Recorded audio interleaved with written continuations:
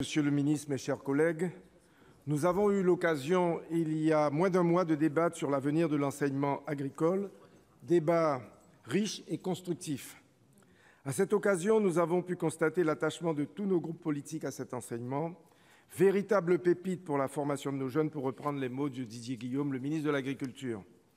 Dans ce budget, 1,4 milliard d'euros sont consacrés à l'enseignement agricole, soit une augmentation de 7,15 millions d'euros.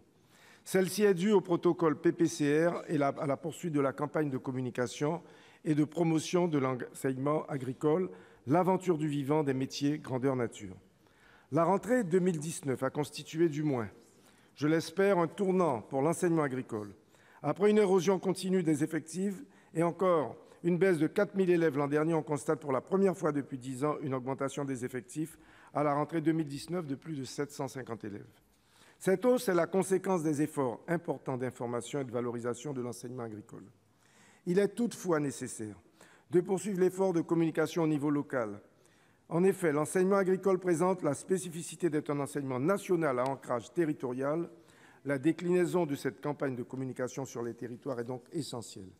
En outre, il me semble nécessaire de prendre en compte cette inversion de la tendance sur les ETP dans les prochains arbitrages budgétaires et si elle venait à se pérenniser. L'enseignement agricole perd, en effet, 60 ETP en 2020 et selon le schéma d'emploi pluriannuel, il devrait perdre 80 ETP en 2021. Nous sommes donc dans une situation où le nombre d'élèves augmente et le nombre de personnel diminue. Je souhaite, pour terminer ce propos, évoquer la crainte d'un décrochage entre l'enseignement scolaire et l'enseignement agricole pour les personnels d'assistance éducative. Il semblerait que le budget de l'enseignement agricole n'ait pas pris en compte la revalorisation de l'indice des assistants d'éducation de septembre dernier. Les personnels d'assistance éducative jouent un rôle essentiel, nous le savons, particulièrement dans les lycées agricoles. En effet, près de 60% des élèves sont internes. De plus, l'enseignement agricole accueille un nombre important d'élèves à besoins particuliers. Monsieur le ministre, nous connaissons la priorité de votre gouvernement en faveur de l'école inclusive.